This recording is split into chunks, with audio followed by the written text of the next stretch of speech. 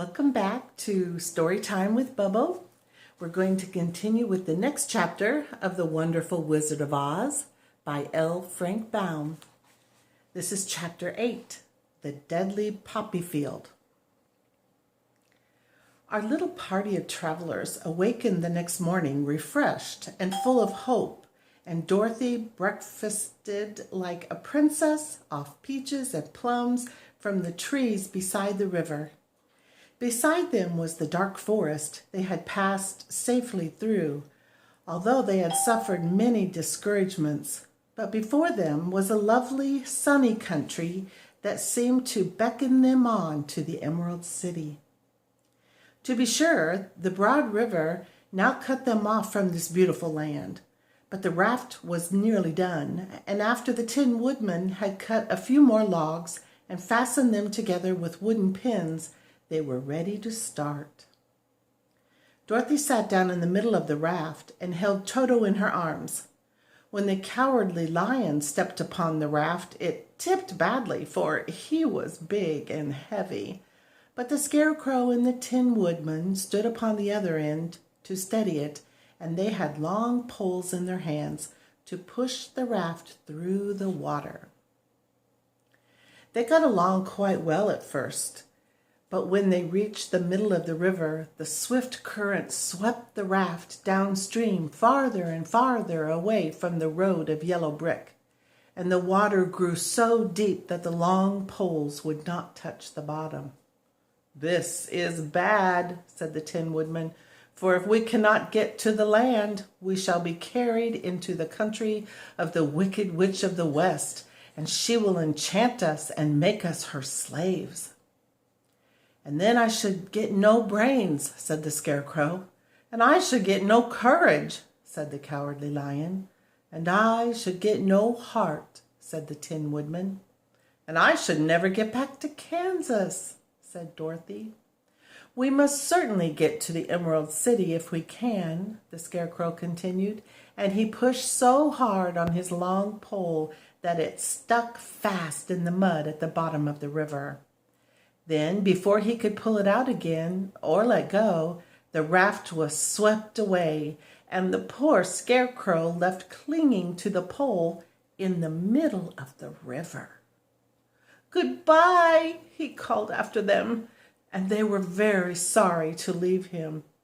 Indeed, the Tin Woodman began to cry, but fortunately he remembered that he might rust, and so dried his tears on Dorothy's apron. Of course, this was a bad thing for the Scarecrow. "I am now worse off than when I first met Dorothy," he thought. "Then I was stuck on a pole in a cornfield, where I could make believe scare the crows, at any rate. But surely there is no use for a Scarecrow stuck on a pole in the middle of a river. I'm afraid I shall never have any brains after all." Down the stream the raft floated, and the poor Scarecrow was left far behind.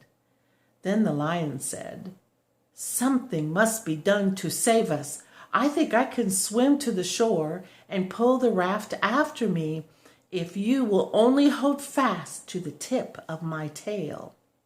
So he sprang into the water, and the Tin Woodman caught fast hold of his tail.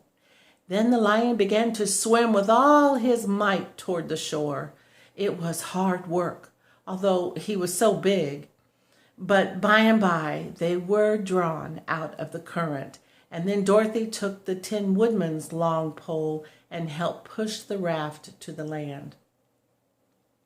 They were all tired out when they reached the shore at last and stepped off upon the pretty green grass. And they also knew that the stream had carried them a long way past the road of yellow brick that led to the Emerald City.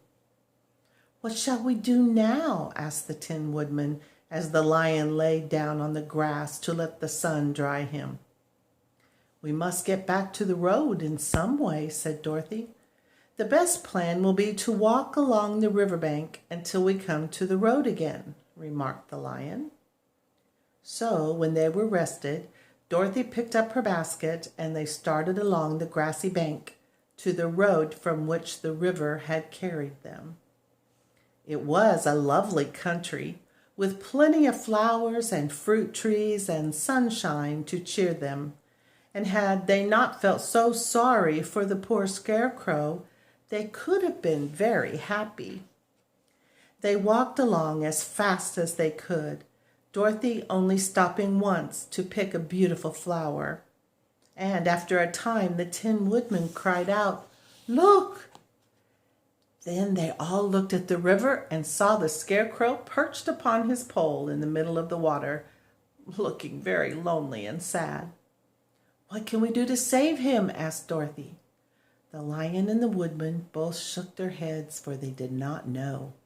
So they sat down upon the bank and gazed wistfully at the scarecrow until a stork flew by, who upon seeing them stopped to rest at the water's edge. "Who are you and where are you going?" asked the stork. "I am Dorothy," answered the girl, "and these are my friends, the Tin Woodman and the Cowardly Lion, and we are going to the Emerald City." "This isn't the road," said the stork, as she twisted her long neck and looked sharply at the queer party. "I know it," returned Dorothy, "but we have lost the scarecrow and are wondering how we shall get him again." "Where is he?" asked the stork. "Over there in the river," answered the little girl. "If he wasn't so big and heavy, I would get him for you," remarked the stork. "He isn't heavy a bit," said Dorothy eagerly, "for he is stuffed with straw, and if you will bring him back to us, we shall thank you ever and ever so much." "Well, I'll try," said the stork, "but if I find he is too heavy to carry, I shall have to drop him in the river again." So the big bird flew into the air and over the water until she came to where the scarecrow was perched upon his pole. Then the stork, with her great claws, grabbed the scarecrow by the arm and carried him up into the air and back to the bank where Dorothy and the Lion and the Tin Woodman and Toto were sitting. When the scarecrow found himself among his friends again, he was so happy that he hugged them all, even the Lion and Toto, and as they walked along he sang, "Toldy-reedy-o," at every step. He felt so happy. "I was afraid I should have to stay in the river forever," he said, "but the kind stork saved me, and if I ever get any brains, I shall find the stork again and do her some kindness in return." "That's all right," said the stork, who was flying along beside them. "I always like to help anyone in trouble. But I must go now, for my babies are waiting in the nest for me. I hope you will find the Emerald City and that Oz will help you." "Thank you," replied Dorothy, and then the kind stork flew into the air and was soon out of sight. They walked along listening to the singing of the brightly colored birds and looking at the lovely flowers, which now became so thick that the ground was carpeted with them. There were big yellow and white and blue and purple blossoms, besides great clusters of scarlet poppies, which were so brilliant in color they almost dazzled Dorothy's eyes. "Aren't they beautiful?" the girl asked as she breathed in the spicy scent of the bright flowers. "I suppose so," answered the scarecrow.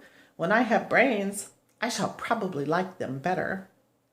"If I only had a heart, I should love them," added the Tin Woodman.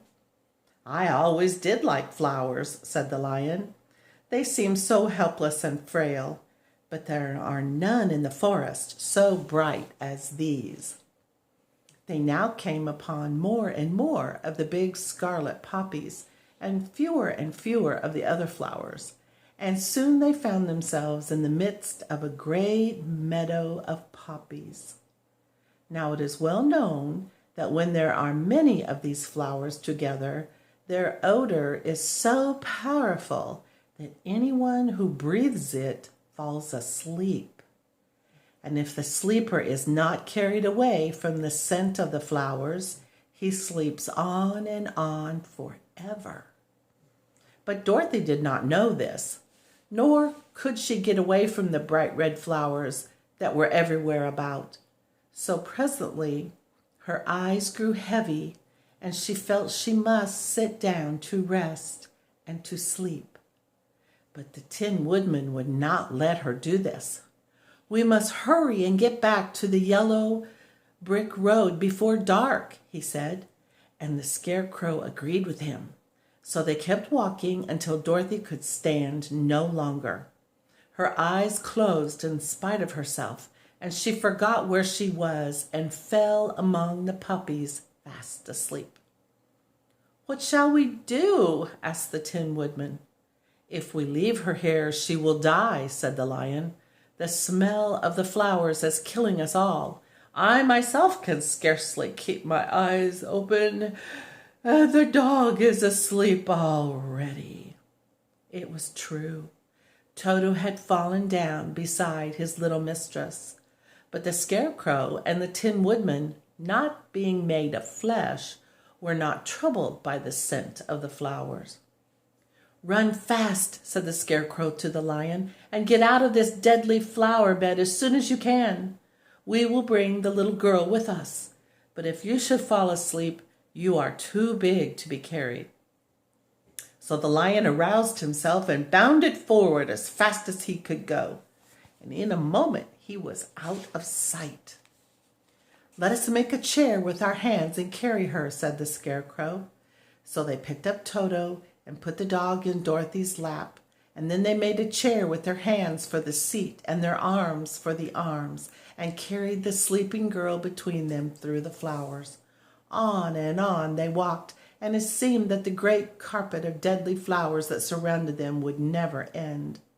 They followed the bend of the river, and at last came upon their friend the Lion, lying fast asleep among the poppies. The flowers had been too strong for the huge beast, and he had given up at last, and fallen only a short distance from the end of the poppy bed, where the sweet grass spread in beautiful green fields before them. "We can do nothing for him," said the Tin Woodman sadly, "for he is much too heavy to lift. We must leave him here to sleep on forever, and perhaps he will dream that he has found courage at last." "I'm sorry," said the Scarecrow. "The Lion was a very good comrade for one so cowardly, but let us go on." They carried the sleeping girl to a pretty spot beside the river, far enough from the poppy field to prevent her breathing any more of the poison of the flowers, and here they laid her gently on the soft grass and waited for the fresh breeze to waken her. Wow, what's going to happen next? We'll find out next time when we continue with the Wonderful Wizard of Oz.